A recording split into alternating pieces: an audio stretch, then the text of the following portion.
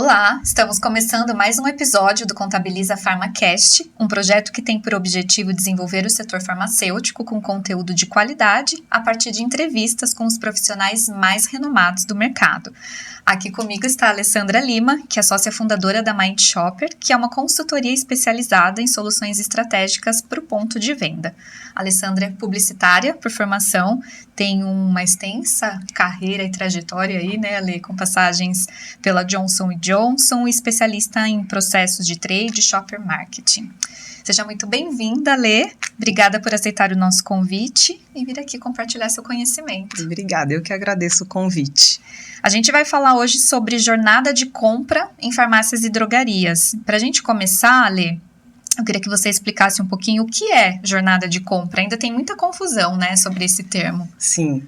Bom, jornada de compra, na verdade, eu acho que o ponto de partida, uma das coisas que é bastante relevante, é a gente pensar sempre no momento de pré-compra.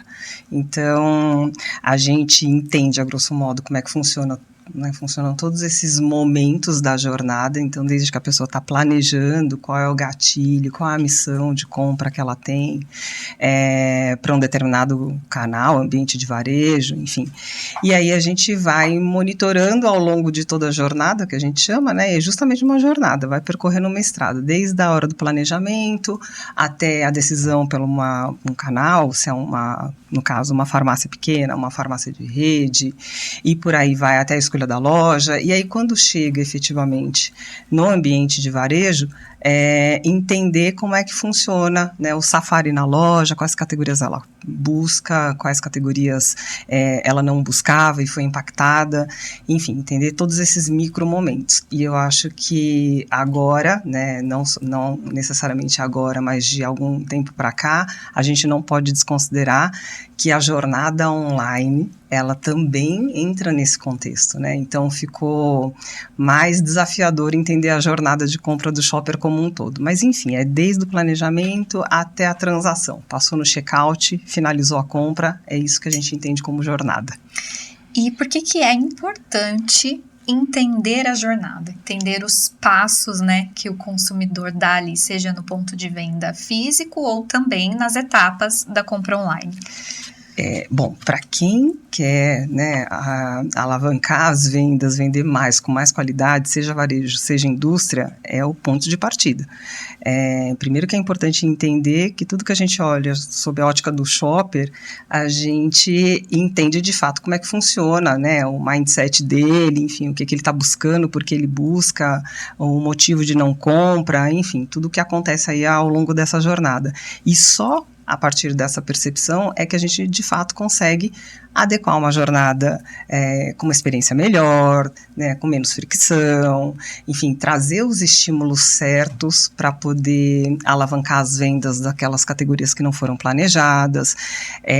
Para a gente é o ponto de partida e é uma informação extremamente rica para realmente transformar essa informação em plano de ação, né, e aí seja na ótica da indústria, do varejo, preferencialmente se os dois olharem juntos para a mesma direção, a gente consegue alavancar ainda mais.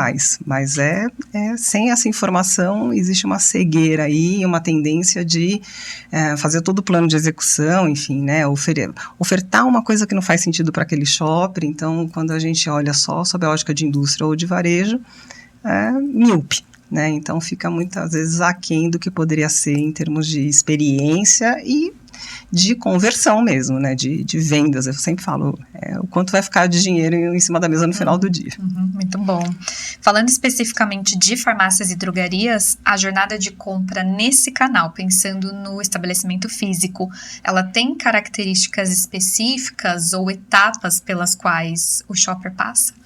Tem diversas características, sobretudo se a gente compara com outros canais, né? Falando de categorias de alto giro, então talvez a maneira mais ali próxima de comparar, se a gente comparar com um supermercado, que também vende ali um pool de categorias similares, ou mesmo perfumarias, a jornada no farma, ela tem, acho que, a primeira grande quebra em relação às categorias em si.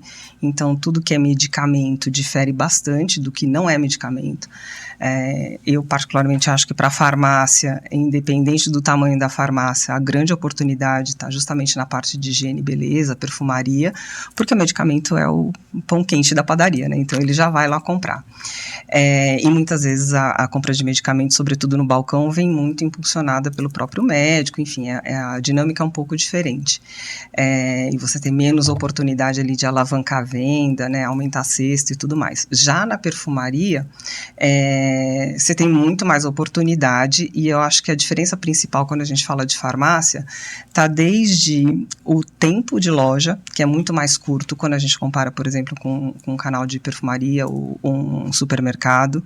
É uma compra mais individualizada, é um momento que é uma compra muito mais planejada, então, né, o rol de categorias que ele vai e compra sem planejar tende a ser menor, porque ele passa menos tempo, quanto mais interação você tem, mais conversão você tem, então ele interage menos, ele tem uma compra muito mais assertiva, um tempo de loja muito mais curto, e isso faz com que a gente tenha menos tempo para capturar a atenção desse shopper, para conversar com ele, para poder ofertar mais coisas.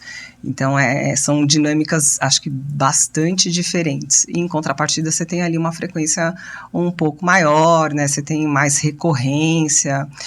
Para as lojas, acho que de vizinhança também tem muita oportunidade no sentido de maior fidelidade. Então, tem diversas oportunidades, mas acho que o ponto principal é esse tempo de loja, que ele é menor e a gente tem que ser mais assertivo.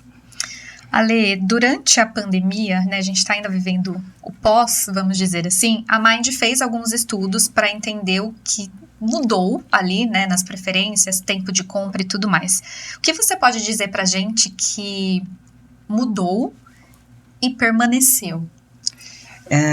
Eu acho que o primeiro ponto é, né, se a gente tinha dúvida que o shopper ia ficar 100% no universo online e deixaria de ir à loja, essa dúvida já não existe mais. Mas ficou um residual de um shopper híbrido. Então, eu venho falando já há um tempo, né, o shopper precisa ter um motivo para ir à loja, né? Porque o motivo principal não necessariamente é só fazer a compra, dado o quanto ampliou aí a compra online. Então, eu acho que esse shopper de perfil híbrido talvez seja a coisa mais significativa que tenha mudado nesse contexto. O restante, aos poucos, a dinâmica foi sendo retomada, né? Acho que durante a pandemia existia uma restrição e no ambiente farma, eu acho que isso pesou ainda mais, por ser um ambiente que vem de medicamento, logo tem pessoas doentes, né? Entre aspas, foi uma conexão imediata que acabou se fazendo. Então, tinha ali um receio um pouco maior por parte do shopper de ir até a farmácia, de ficar muito tempo, uma necessidade de ser muito assertivo na compra para não ter que voltar. Isso foi se dissipando. Eu acho que, né, as coisas voltaram nesse sentido um pouco como eram antes, mas esse shopper híbrido ficou. E aí, quando a gente fala do shopper híbrido, eu não estou falando só de pessoas que já transitavam no universo online, né? A gente teve muitos novos entrantes nesse universo, inclusive com perfis que a princípio não era o que a gente imaginava, ou enfim, que seria mais óbvio, né? Então, pessoas com uma faixa etária maior, pessoas que não eram ali, não tinham tanta destreza no universo digital, e elas se habituaram, né? Mesmo que forçosamente. E a gente viu que houve uma resposta da farmácia, sobretudo das grandes redes, e eu acho que é uma grande oportunidade para as farmácias menores se adaptar a esse contexto, né? Então, abrir portas para outros formatos de atendimento, ficar atento à questão do delivery, não precisa necessariamente ter um e-commerce, né? Acho que a venda, o WhatsApp, eu estava vendo outro dia o quanto ele está lançando pilotos no Brasil, porque o Brasil realmente, né, tá remodelando a forma de usar o WhatsApp. Enfim, acho que precisa se adaptar, sobretudo nesse contexto. Existem outras mudanças que são menos significativas, mas acho que esse é um ponto de oportunidade. Muito bom. E o que, na sua opinião, não pode acontecer de jeito nenhum, um ruído inaceitável na jornada? Então, eu acho que a experiência de compra é uma boa experiência de compra, e é outra coisa que eu também sempre bato na mesma tecla. Ela não necessariamente precisa, a gente precisa levar um show pirotécnico para a loja, né? A gente precisa executar muito bem esse básico. E a experiência de compra, eu falo, tudo está ligado à expectativa, né? E no caso de jornada de compra, a expectativa está ligada à missão. Então, se eu tenho uma missão para um consumo imediato, para sanar uma dor, eu não posso de jeito nenhum ter um tempo muito grande de espera, de fila, de atendimento. Eu não posso ter ruptura. Então, eu tenho que sanar aquela necessidade, né? Eu tenho que dar conta de ir ao encontro da missão daquele shopper. Já se eu tenho um shopper que está num mood muito mais relaxado, né? Que está ali disposto a ver lançamentos, novidades, etc., e eu encontro um ambiente que não é tão bacana, eu não tenho um atendimento, né? Ou então não tenho novidade que ele viu, às vezes, num canal digital, ou mesmo numa mídia de massa, aí também frustra a experiência. Eu acho que o que não pode acontecer especialmente a gente não conseguir executar bem esse básico. Então, tem que ter o produto que ele vai procurar. Ruptura é uma grande frustração para o shopper e muitas vezes é uma perda gigante para a loja, porque às vezes ele abandona uma compra inteira em função de uma ruptura. Tempo de fila excessivo, né, um atendimento ali que não esteja minimamente preparado, então que não saiba sanar as principais dúvidas.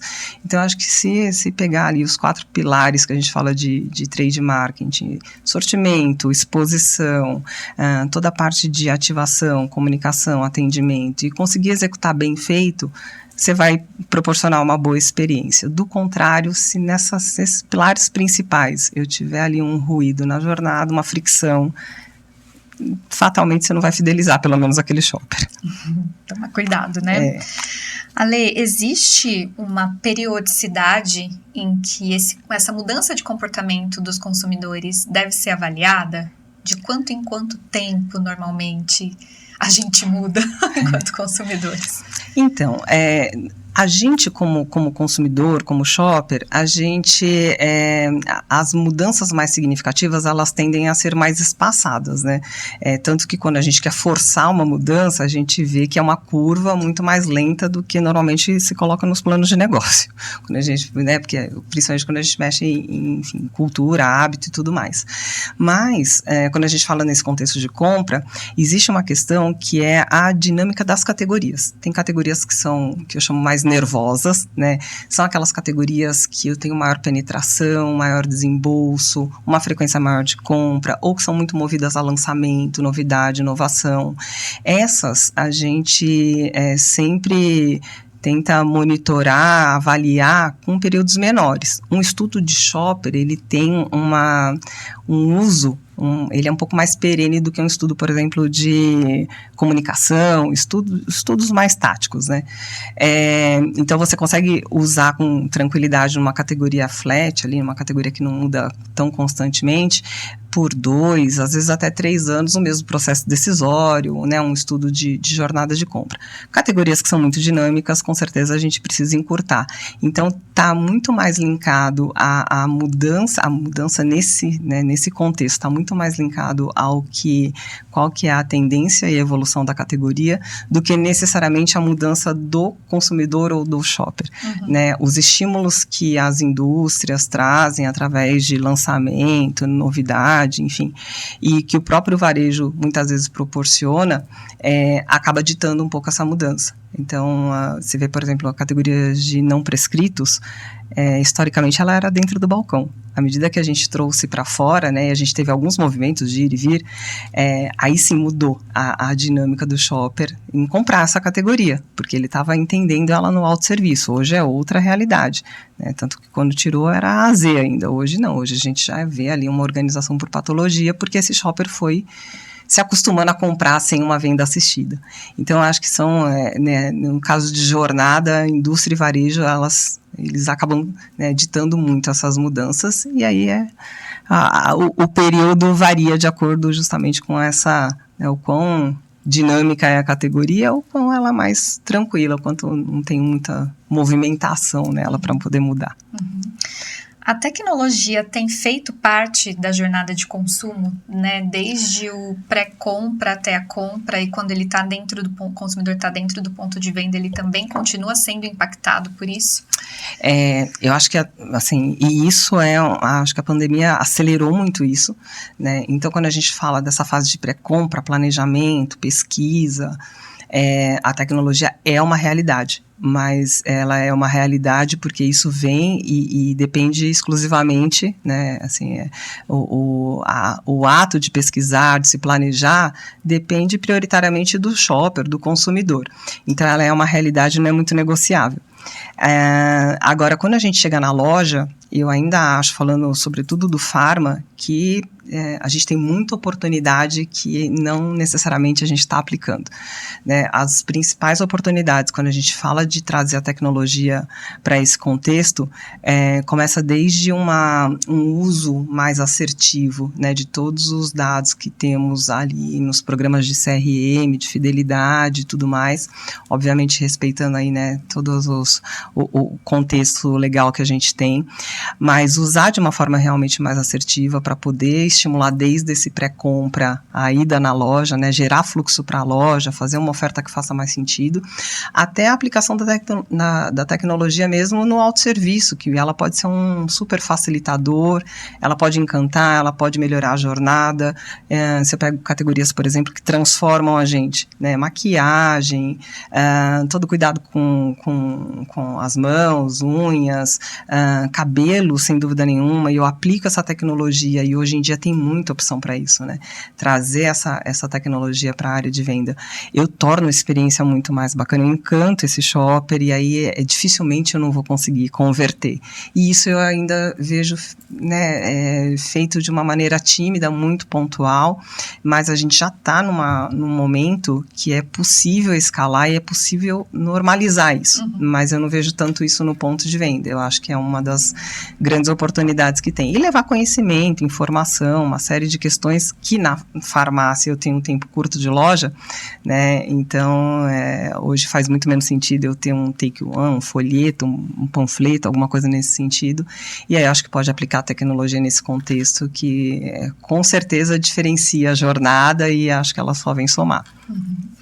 Para a gente finalizar, a gente citou bastante aqui shopper e consumidor, né? Eu acho que é bom a gente esclarecer as diferenças de um e de outro para quem, porventura, ainda não saiba. Sim, eu acho que é um termo que agora ele, né, já está um pouco mais aí no dia a dia do negócio das pessoas, mas que eu sempre fiz questão de usar porque existe uma diferença, e é uma diferença importante. Quando a gente fala de consumidor, todo mundo está mais habituado a quem consome o produto no final do dia, né, que vai lá e efetivamente consome, seja, né, um alimento, um produto de beleza, um medicamento, mas o shopper é a pessoa que é imbuída de comprar esse produto. Muitas vezes ele é o consumidor, existe essa sobreposição, e algumas categorias isso é quase que 100%, mas a principal, né, acho que o principal motivo da gente entender essa diferença é que tudo que eu faço para o consumidor, ele tem muito mais influência antes e depois da compra, né, de fidelizar na marca e tudo mais, e antes de trazer os estímulos certos para ele já ir com a minha marca, pelo menos no mindset ali na hora de comprar. Mas tudo que eu faço para o shopper, a arena é outra, é justamente o ponto de venda. Então, não cabe aquilo necessariamente que eu faço para o consumidor, eu só fazer uma leve adaptação para o ponto de venda. Em geral, não resolve, né? Não impacta da mesma forma, não facilita a jornada de compra. E muitas vezes o shopper, por mais que ele tenha uma missão às vezes de comprar para quem ficou em casa, que é o consumidor, é ele que decide, né? E aí a decisão de compra está justamente nesse momento de transação. Então, se eu não converso adequadamente com ele, eu posso muitas vezes perder uma venda. Ale, muito obrigada pelas informações, por todo o seu conhecimento. Obrigada a você também pela sua audiência. Até o próximo episódio. Obrigada.